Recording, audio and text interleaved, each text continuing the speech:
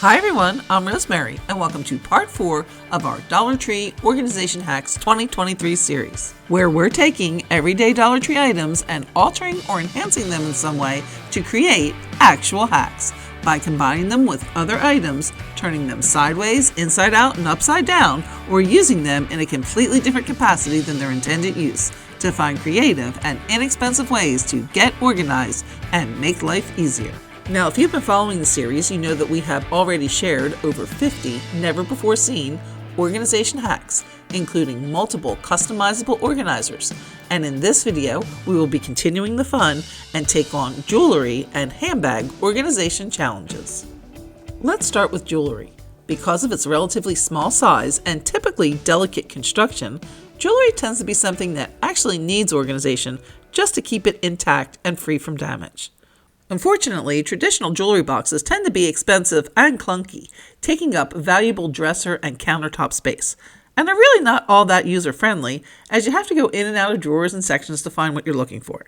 Wall mount display cabinets are a great alternative, as they not only allow for you to see all your items at a glance, but also free up and declutter vanity and countertops. However, they tend to be considerably more expensive and require mounting to studs or using invasive anchor hardware to hang. A more affordable and portable alternative is the closet or back of the door hanging option. This allows you to organize, store, and see your items at a glance, but at a much more affordable price point. This type of organizer typically comes with either plastic pockets on the front and back, or with material loops, hooks, and hangers, or with a combination of both. Let's see if we can make a version of each of these using some Dollar Tree products. So for the plastic pocket to plastic pocket version, I picked up 2 of the Dollar Tree pocket chart schedulers from the teaching section.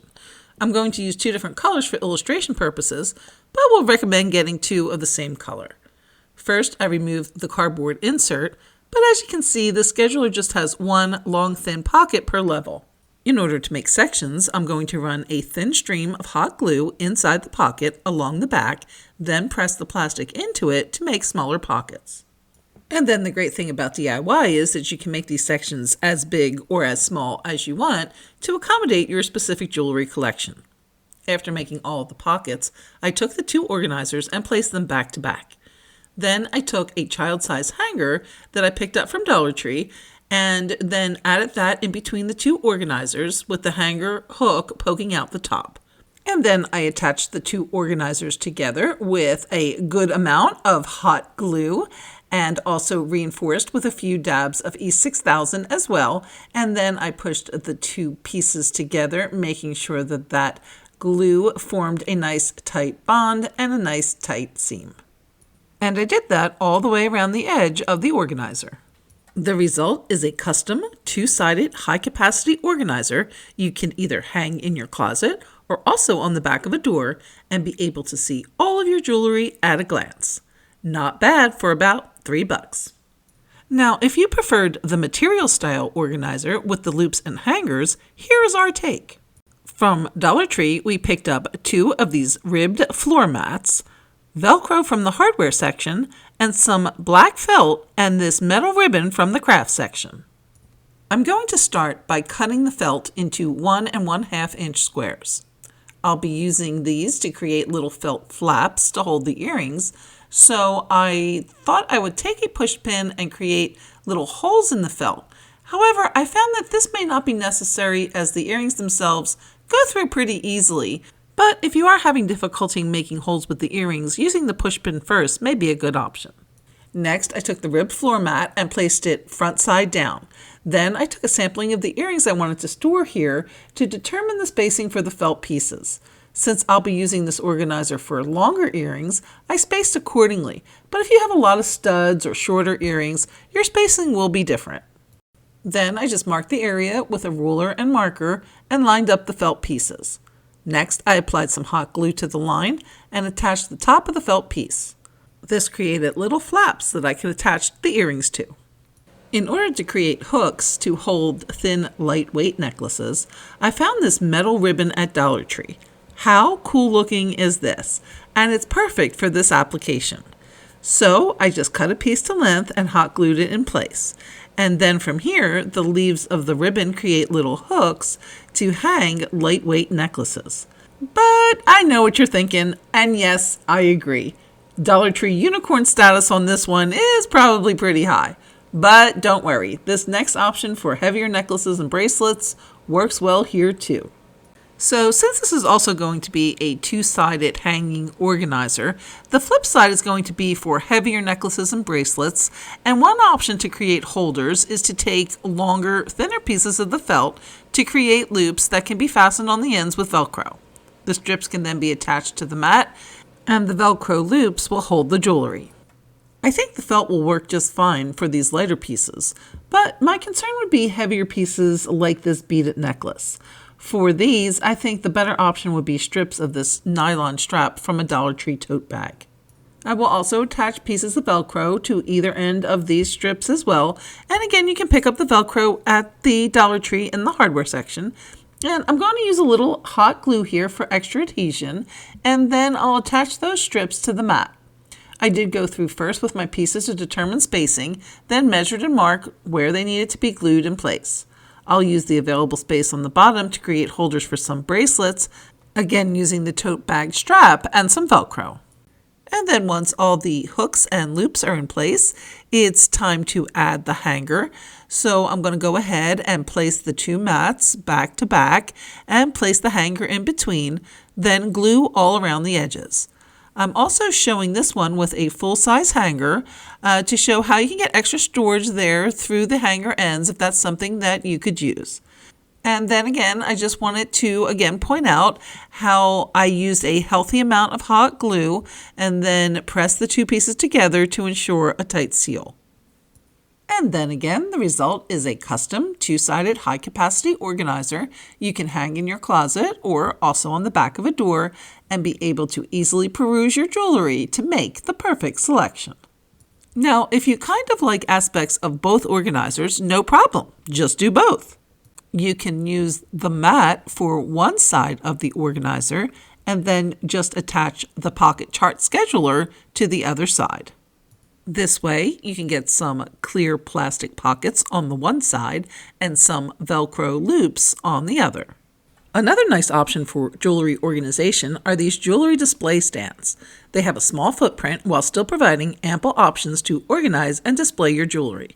There are some great designs and the prices are pretty good too, but let's see what we can do with some Dollar Tree items.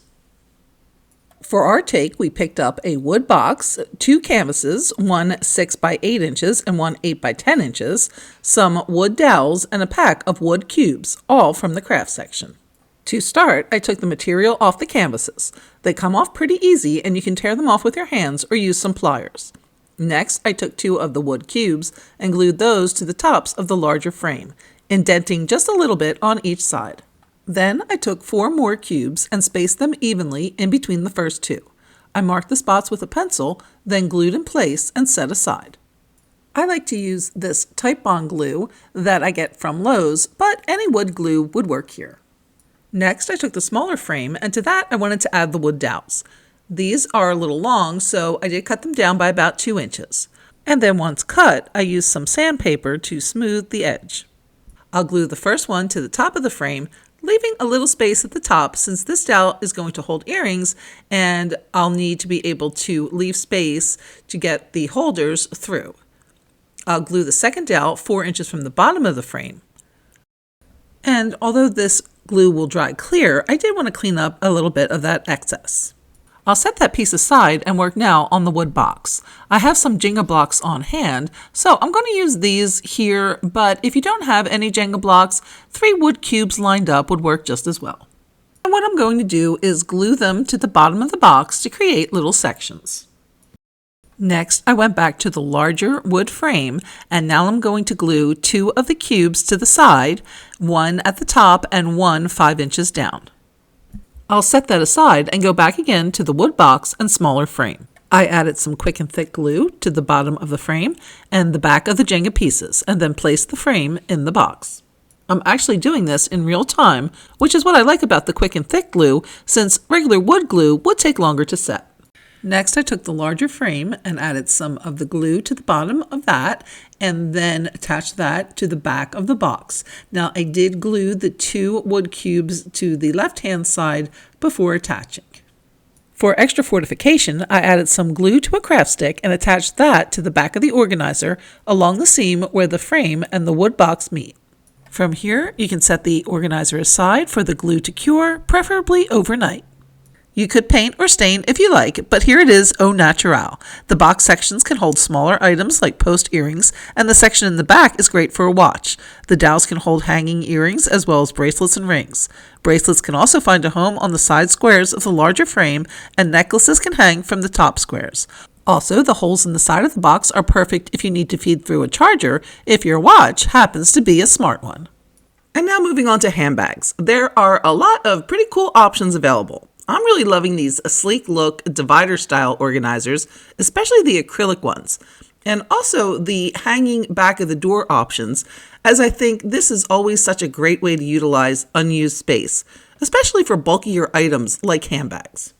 But let's start with the acrylic version. To make our take, we picked up 5 of the 10 by 8 acrylic picture frames and one 24-inch sign. It doesn't matter what's on the front, as that won't be seen. To make, I placed the front of the sign down, first removing the hanger, and the frames will be placed on the board and can be spaced according to your needs. I placed mine about 2.5 inches apart and glued in place using some E6000 glue. Before gluing down, I'll remove the paper insert as well as the thin protective plastic layer that comes on these types of frames. Once all the frames are attached to the board, I'll set the organizer aside for the glue to set up at least overnight. Then it's ready to fill, and as you can see, it will accommodate full-size bags, and in addition, if there is space on your shelf, you can add a bag to the front and to the back of the unit. To make a hanging over-the-door handbag organizer, we picked up one of these over-the-door hooks, 3 cooling racks, although I show 4 here, I only really needed 3, and some zip ties. First, I took one of the racks and centered it on the hooks. Then I zip tied it in place as shown. Next, I took a second rack and zip tied that one to the end of the first rack, and then repeated that for the third. Once all 3 racks were attached, I added some S-hooks, starting at the top and placing the first hook on the bottom crossbar of that over-the-door unit, and then zip tying to secure. I then placed the second hook on the middle crossbar of the rack. To place the next hook, I skipped the next crossbar and placed the third hook where the 2 racks join. I continued that pattern of skipping a crossbar down the length of the organizer. Then, once all the hooks were in place and secured, it was time to add the bags. I added mine from smallest to largest as I thought that looked more appealing, but I think it may be more functional too. That does it for part 4. Be sure to join us for part 5 where we'll be taking on closets, which, depending on when you're watching this episode, may be available right here. If not yet published, you may want to hit that subscribe button and ring that bell so that you're among the first notified as soon as it is. Thanks for watching, and we'll see you next time.